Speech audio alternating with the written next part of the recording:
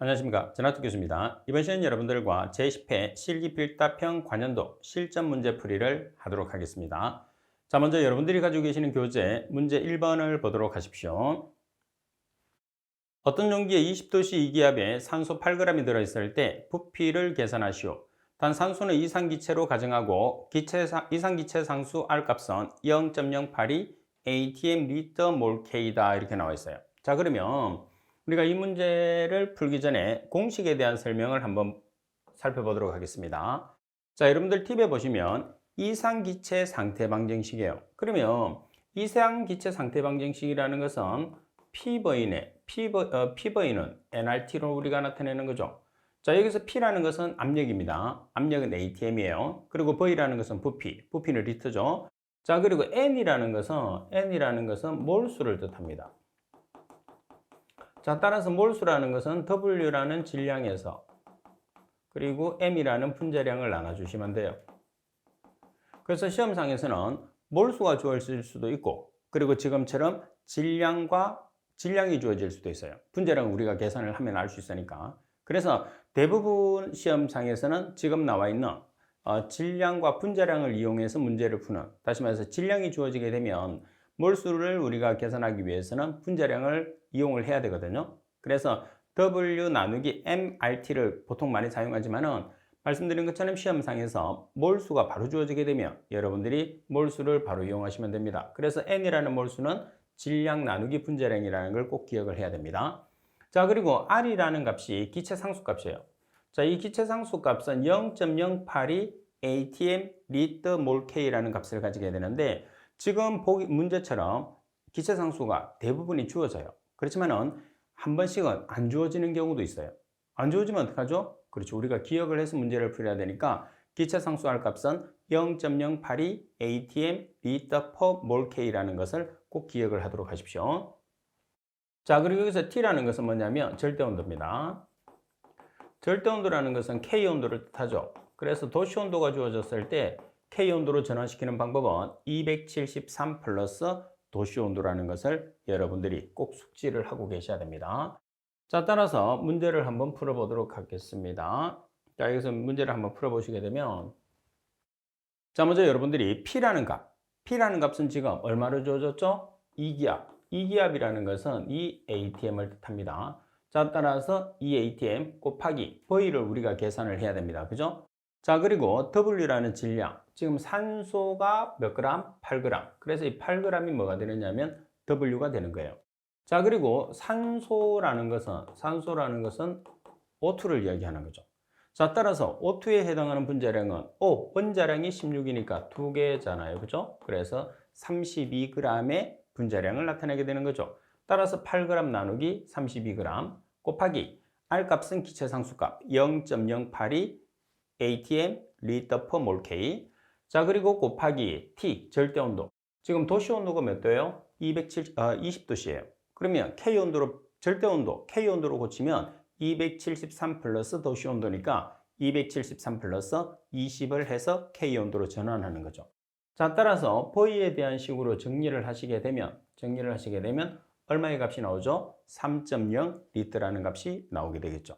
자, 그래서 이 문제 같은 경우에서는 여러분들이 이상기체 상태 방정식에 대한 정확한 개념을 묻고자 하는 거죠. 그래서 말씀드린 것처럼 지금 여기서 나와 있는 W 나누기 M, 여기서 W라는 것은 질량입니다. M이라는 것은 분자량이에요. 그래서 이 값은 몰수로 표현을 할 수도 있다고 그랬죠. 그래서 W 나누기 M이 몰수기 때문에 질량이 주어지느냐 아니면 몰수가 주어지냐에 따라서, 만약에 여러분들 몰수가 주어지게 되면 PV는 nRT라는 공식을 사용하고, 지금처럼 질량이 주어지게 되면 PV는 W 나누기 M 곱하기 RT라는 공식을 이용하시면 돼요. 그래서 N이라는 몰수가 주어졌느냐, 질량이 주어졌느냐에 따라서 여러분들이 서로 식 자체를 조금 변경을 해서 사용을 해야 된다는 거 꼭 기억하도록 하십시오. 자, 그리고 문제 2번. 벤젠 1몰을 산소와 반응시킬 때 발생되는 이산화탄소의 부피를 계산하시오. 이렇게 문제가 나왔어요. 그러면 벤젠이라는 여러분들이 화학식을 알아야 되고, 그리고 산소와 반응을 우리가 한다고 그랬으니까 연소 반응식을 여러분들이 세울 줄 알아야 돼요. 그죠? 자, 그러면 여기서 자, 먼저 벤젠이라는 것은 C가 6개고 H가 6개를 이야기를 해요. 자, 그리고 산소라는 것은 O2죠. 자, 따라서 반응식을 연결을 해 보겠습니다. 탄소가 6개고 H가 6개인 벤젠을 산소하고 반응을 시켜요. 자, 그러면 어떤 물질이 발생하느냐 하면 C가 O하고 반응하면 CO2라는 물질이 나옵니다. 그리고 H가 O하고 반응을 하게 되면 H2O라는 물질이 만들어져요. 그러면 탄소 뒤에 있는 숫자가 CO2 앞에 옵니다. 그리고 H 뒤에 있는 숫자가 H2O 앞에 와요. 여기는 H2니까 2개짜리죠. 2분의 6은 3이 되는 거죠.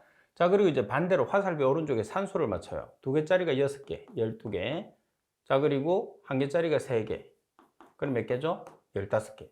그럼 15개가 O2 앞에 와야 되니까 여기는 O2잖아요. 2분의 15는 7.5. 아니면은 2분의 15를 그대로 사용하셔도 돼요. 자, 이렇게 여러분들이 반응식을 완성을 해야 돼요. 자, 그러면 문제 조건에서는 벤젠 1몰을 산소와 반응을 시켰을 때 이산화탄소의 부피를 계산하시오. 이렇게 문제가 나왔어요. 자, 그래서 우리가 항상 CO2라는 값을 기준했을 때 아니면은 모든 값을 기준했을 때 우리가 질량으로 계산하는 경우가 있고요. 자, 질량으로 계산하는 경우 그리고 최적으로 계산하는 경우 두 개가 있어요. 자, 그러면 각각의 계수가 있잖아요. 그죠? 그래서 질량으로 계산한다 그러면 계수 곱하기 분자량을 해주시면 돼요. 반면에 최적으로 계산한다 그러면 계수 곱하기 22.4리터를 해주시면 되죠. 그래서 22.4라는 것은 아보가드로 수에서 정해놓은 값입니다. 따라서 우리가 문제를 풀었을 때 지금 벤젠 1몰에 해당하는 최적이 이산화탄소는 6 곱하기 22.4예요. 왜 그랬냐면 계수 곱하기 22.4를 하라고 그랬기 때문에 그래서 6 곱하기 22.4리터의 값을 가지게 되는 거죠.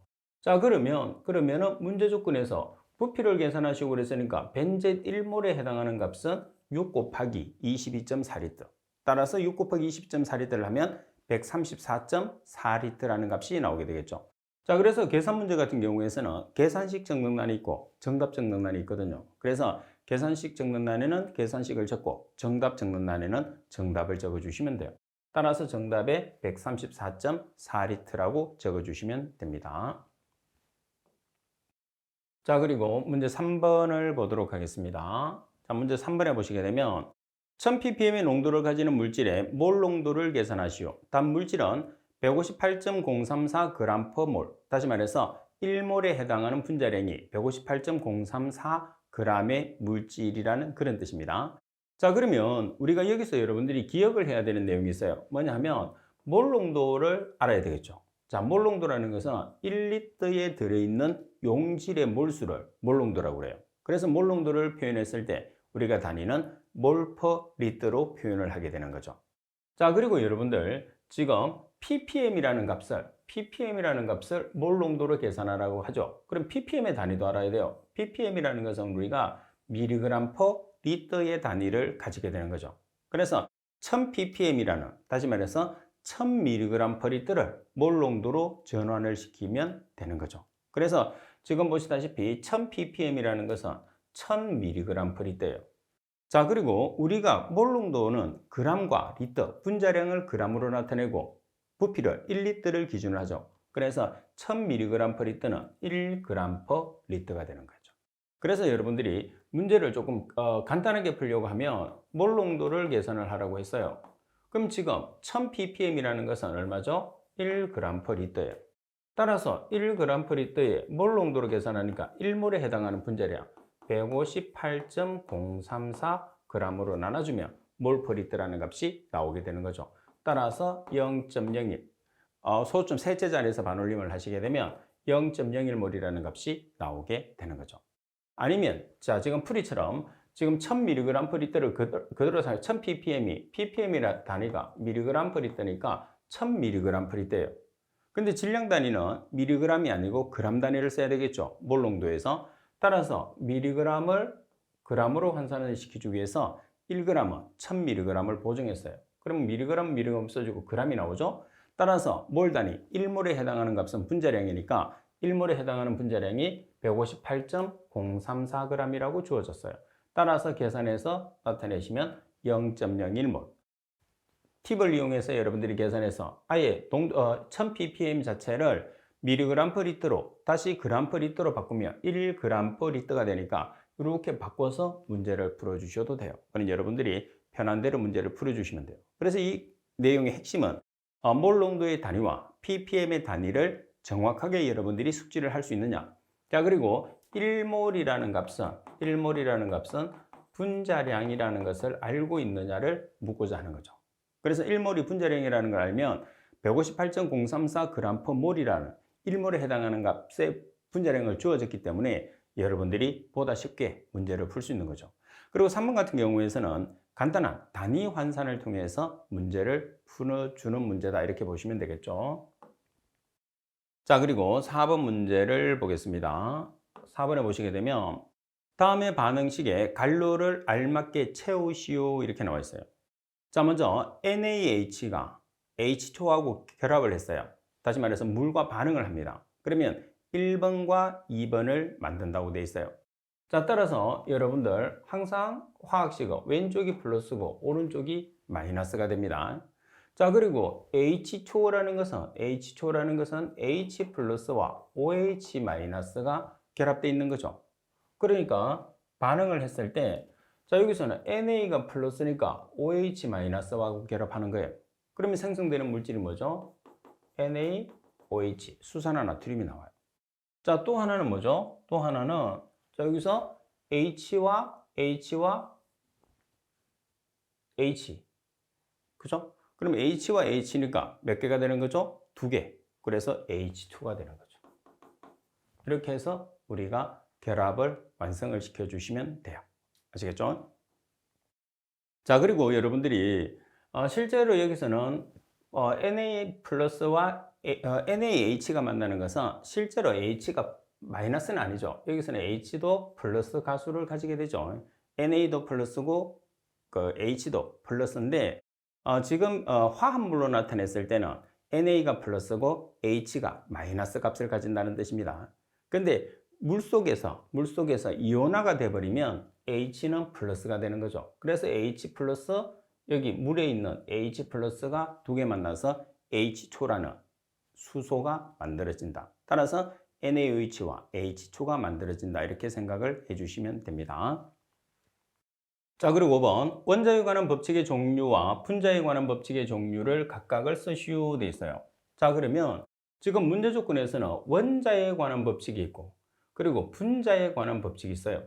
그래서 원자에 관한 법칙과 분자에 관한 법칙을 각각을 쓰라 이렇게 나와 있는데 먼저 원자에 관계되는 법칙은 뭐가 있을까요? 질량 보존의 법칙이 있죠. 그리고 일정 성분비의 법칙, 그리고 배수 비례의 법칙 세 가지가 있습니다.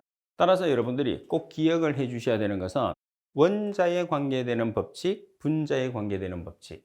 반면에 분자에 관계되는 법칙을 보시게 되면 분자에 관계되는 법칙은 기체 반응의 법칙, 그리고 아보가드로의 법칙이 있어요. 자, 문제에서 출제됐을 때는 뭐 이렇게 여러분들이 아는 것을 다 적으라고 이렇게 나오는 게 아니고 원자에 관한 법칙과 분자에 관한 법칙 각각 몇 가지씩 쓰시오 이렇게 문제가 나와요. 그래서 몇 가지씩 쓰시오 나오게 되면 지금 정답에 나와 있는 원자에 관한 법칙과 분자에 관한 법칙을 2가지를 쓰시오 그러면 각각 2가지를 쓰시면 되고 각각 1가지씩 쓰시오 그러면 각각 1가지씩 적어주시면 돼요. 그래서 정확하게 여러분들이 숙지를 해 주셔야 됩니다. 자, 그러면 각각의 법칙에 대한 개념들을 한번 살펴보고 넘어가도록 하겠습니다. 자, 여러분들 팁에 보시면 원자에 대한 법칙을 먼저 한번 살펴보겠습니다. 원자의 법칙 중에서 질량 보존 법칙과 일정 성분비의 법칙, 그리고 배수 비례의 법칙이 있어요. 그러면 질량 보존의 법칙이라는 것은 화학 반응에서 화학 반응 전과 반응 후의 질량의 변화는 없다는 법칙으로 반응물의 질량의 총합과 생성물의 질량의 총합이 같다는 거죠. 그래서 설명이 있는 것처럼 반응 전과 반응 후의 질량의 변화는 없다는 법칙이 질량 보존의 법칙이에요. 그러니까 질량의 변화가 없으니까 질량이 보존된다고 해서 말 그대로 질량 보존 법칙이라고 이야기하는 거죠. 자, 이 말은 다르게 이야기하면 반응물의 질량의 총합과 생성물의 질량의 총합이 어떻다는 소리예요? 같다는 소리예요. 그래서 우리가 반응물은 화살표 왼쪽, 생성물은 화살표 오른쪽에 있는 값이잖아요. 그 두 가지가 같다는 뜻이죠. 반면에 일정 성분비의 법칙을 보시게 되면 한 화합물에서 성분 원소의 질량비는 항상 일정하다. 또한 화합물을 이룰 때 반응하는 성분 물질의 질량 사이에서는 일정한 뭐가 성립되죠? 질량비가 성립돼요. 그래서 일정한 질량비가 성립된다고 해서 일정 성분비의 법칙이라고 합니다. 그리고 세 번째, 배수비례의 법칙에 보면 두 가지 원소가 반응해서 두 가지 이상의 화합물을 만들 때 한 원소의 일정량에 대해서 결합하는 다른 성분의 원소 질량 사이에 마찬가지 일정한 정수비가 성립하는 것을 배수비례의 법칙이다 이렇게 이야기하죠. 그래서 여기에서 보시면 배수비례의 법칙은 두 가지 원소가 반응해서 두 가지 이상의 화합물을 만들 때 성립하는 게 배수비례의 법칙이에요. 그래서 일정한 성분비가 성립한다고 해서 일정 성분비의 법칙과 같다. 그거는 아니죠. 각각에 대해서 내용 자체가 서로 다릅니다. 그래서 질량의 보존의 법칙, 일정 성분비의 법칙, 배수비례의 법칙은 원자에 관한 법칙이면서 내용도 여러분들이 같이 기억을 좀 해주셔야 돼요. 반면에 두 번째, 분자에 관계되는 법칙을 보시게 되면 분자에 관계되는 법칙은 기체 반응의 법칙과 아보가드로의 법칙이 있는데 먼저 기체 반응의 법칙은 일정 온도와 압력에서 기체와 기체가 반응해서 기체를 생성하는 기체 반응에서 기체들이 부피 사이에서 간단한 정수비가 성립되는 것을 기체 반응의 법칙이라고 그래요. 그래서 기체 반응의 법칙은 결론적으로는 뭐냐면 기체와 기체가 반응을 해서 기체가 생성돼야 된다는 거죠. 반면에 아보가드로의 법칙에 보면 모든 기체는 종류에 관계없이 같은 온도, 같은 압력에서 같은 부피 그리고 같은 수의 분자수를 가진다는 게 아보가드로의 수예요. 그래서 우리가 아보가드로 수 같은 경우에서는 1몰을 기준으로 했을 때 질량으로 나타내면 그람, 부피로 나타내면 22.4리터, 개수로 나타내면 6.02 곱하기 10의 23승계의 값을 가진다는 법칙이 되잖아요. 그죠? 자, 그래서 분자에 관계되는 법칙은 기체 반응의 법칙, 아보가드로의 법칙. 그리고 원자에 관한 법칙은 질량 보존의 법칙, 일정 성분비의 법칙, 배수 비례의 법칙이라는 것을 여러분들이 반드시 숙지를 해 주셔야 됩니다.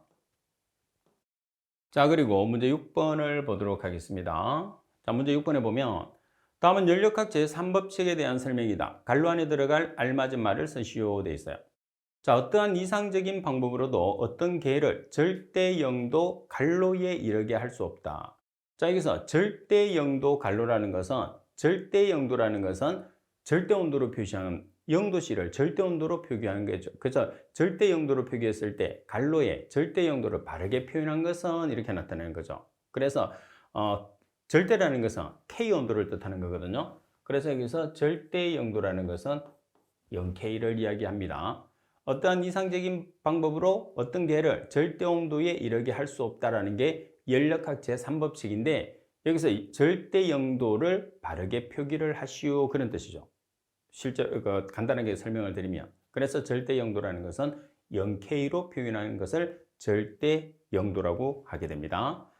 자, 그리고 문제 7번 아래의 MSDS 표지판은 무엇을 의미하는지 쓰시오 되어 있어요. 자, 지금 여러분들 여기 보시게 되면 불꽃이 나오게 되면 산화성 물질의 경고 표지판인지 아니면 인화성 물질의 경고 표지판인지를 반드시 숙지를 해야 돼요. 자, 따라서 지금 불꽃 모양이 있어요. 불꽃 모양이 있고 중간에 타원형이 들어가 있고 타원형 주위에 조그맣게 다시 불꽃 모양이 있죠.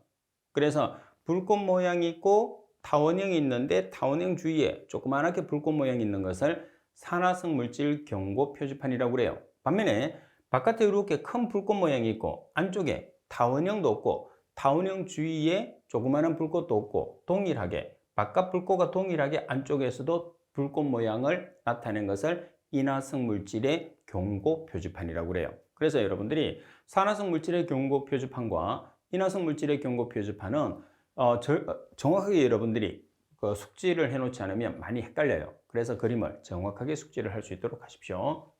따라서 지금 7번에서 묻고자 하는 것은 산화성 물질의 경고 표지판이죠. 자, 전체적인 표지판을 한번 살펴보도록 하겠습니다.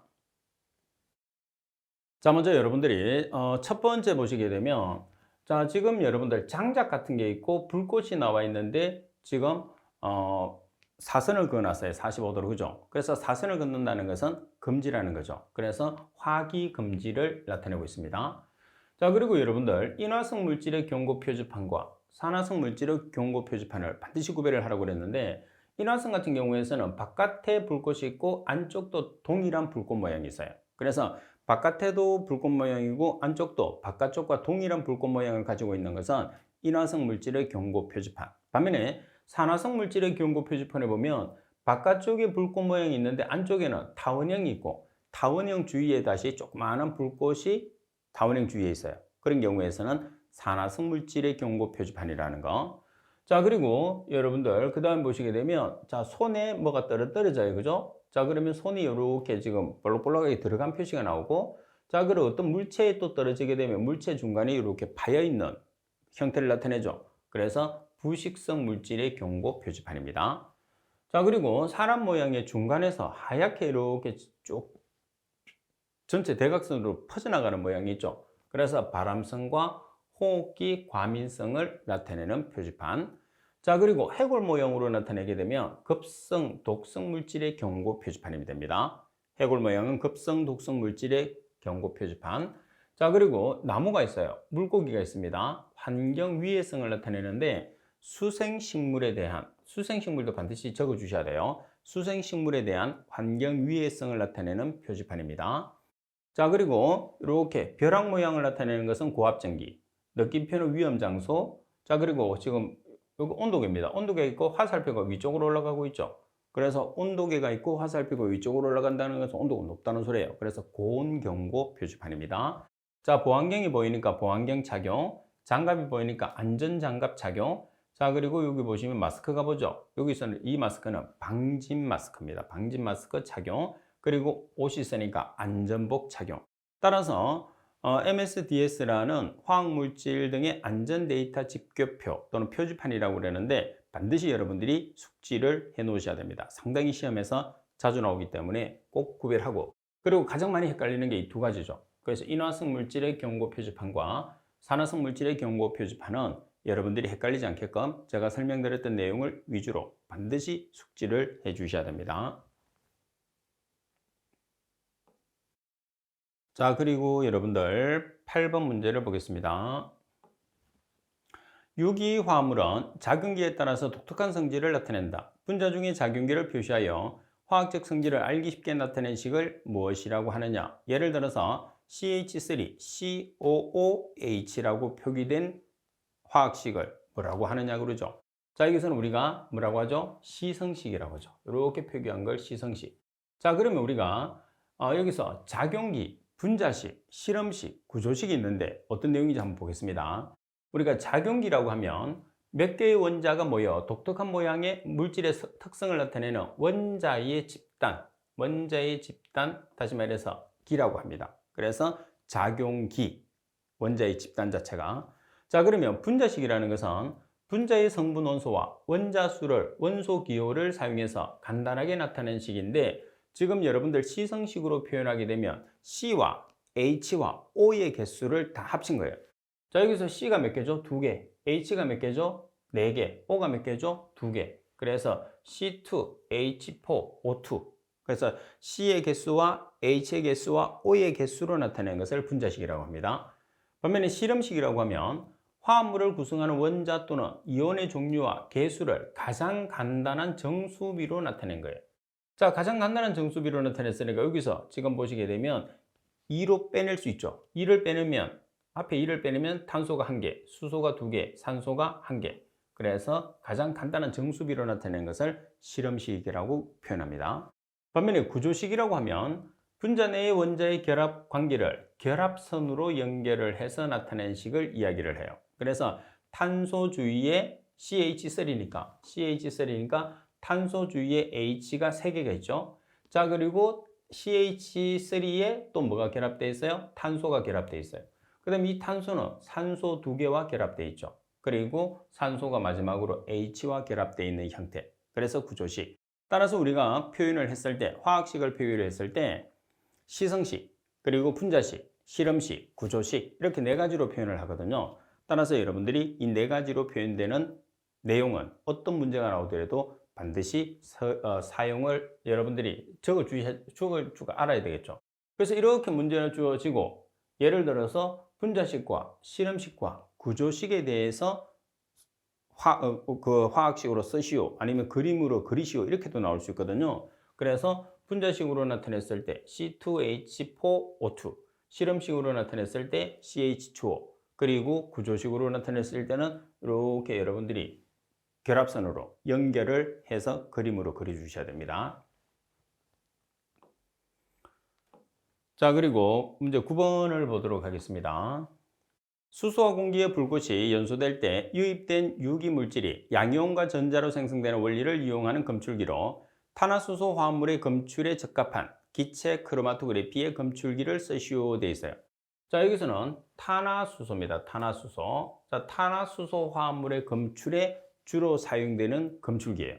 자, 여기서 검출기는 기체 크로마토그래피 중에서 탄화수소 화합물의 검출에 쓰는 거죠. 탄화수소 화합물이라는 것은 탄소와 수소로 구성된 화합물을 탄화수소 화합물이라고 그래요.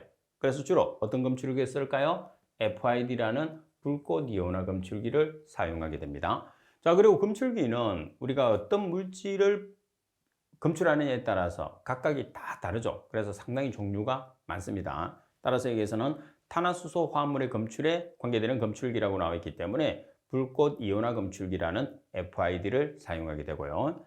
자, 그리고 10번 분광광도법에서 어떤 물질이 자외선 및 가시광선 영역에서 흡수가 없는 경우에 적당한 시약을 사용해서 흡수가 되는 새로운 화합물로 유도하고자 한다. 이때 사용되는 시약을 쓰시오 되어 있어요. 자, 여기서 보시게 되면 이제 흡수가 없어요. 그죠? 자외선이나 가시광선 영역에서 흡수가 없는 경우에 적당한 시약을 사용해서 흡수가 되는 새로운 화합물로 유도하는 시약은 뭐냐 이렇게 되는 거죠. 자, 그리고 분광광도법에서 중요한 것은 뭐냐면 발색이 돼야 돼요. 자, 여기서 흡수가 없다는 것은 발색이 되지 않는다는 소리거든요. 그래서 적당한 시약을 사용해서 흡수가 되는 새로운 화합물을 만든다는 소리는 발색이 되게 만드는 거죠. 그리고 분광광도법을 이용했을 때는 실제로 발색되는 색깔의 진하기에 따라서 농도가 진하게 되면 발색되는 색깔이 진하게 나타나고, 농도가 묽게 되면 발색되는 색깔이 옅게 나타나거든요. 묽게 나타나거든요. 그래서 실제로 보면 여기서는 발색 시약을 의미하는 거죠. 그래서 말씀드린 것처럼 분광광도법에서는 반드시 발색이 되어야지만이 그 발색된 색깔의 진하기로 우리가 흑광도를 측정할 수 있습니다. 따라서 정답은 뭐가 되느냐면 발색 시약이다 이렇게 여러분들이 보시면 되는 거죠.